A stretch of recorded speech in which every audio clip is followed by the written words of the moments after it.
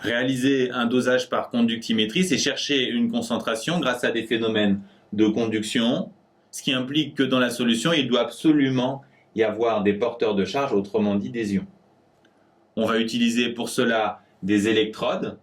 L'électrode négative va attirer les cations et l'électrode positive va attirer les ions négatifs, les anions. Plus une solution sera concentrée, plus elle contiendra d'ions, donc de porteurs de charge, ce qui signifie qu'elle sera plus conductrice.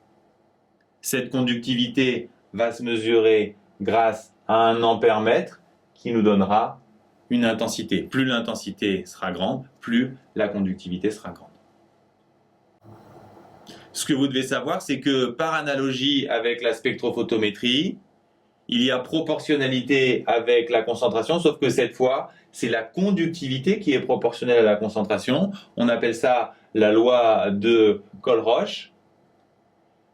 Et vous pouvez retenir que sigma, la conductivité, est en Siemens par mètre.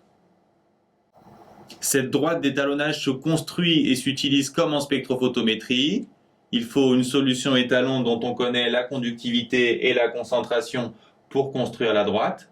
Ensuite, si on cherche une concentration d'une solution, on va mesurer sa conductivité et graphiquement obtenir sa concentration. Comme en spectrophotométrie, si on veut améliorer la précision, on multiplie les étalons. On trace alors une droite qui passe au plus près des points. C'est une régression linéaire. On peut alors vous demander de calculer le coefficient de proportionnalité entre la conductivité et C, autrement dit la pente de la droite. On utilise pour ça la formule classique en mathématiques qu'on adapte. Il nous faut 2 points. On choisit bien sûr l'origine du repère et comme deuxième point, un point de la droite, pas une valeur expérimentale. Si on adapte la formule mathématique, on aura alors sigma p moins sigma 0 sur cp moins c0 et les valeurs en 0 s'annulant, on aura sigma p sur cp.